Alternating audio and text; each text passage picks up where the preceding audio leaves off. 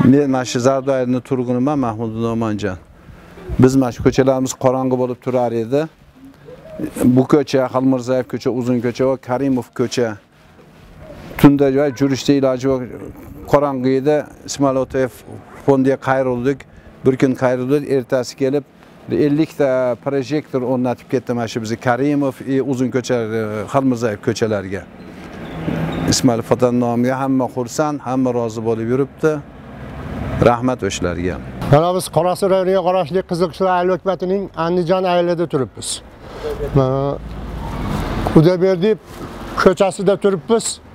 Mana shu Xudoyberdiyev ko'chasini ko'rib turasizlar. Mana shu yo'limizni asfalt bo'lishiga shu Ismoil Ota fondi sababgarligi bo'lib, aylov hukumatidan ozmas qo'shilib bo'lib, aslında kuch Ismoil Ota fondidan bo'ldi. Bu yo'ldan tashqari mana podstansiyalarimiz, bu bitta podstansiyamiz, 2-3 ta podstansiyalarga yordam berdi.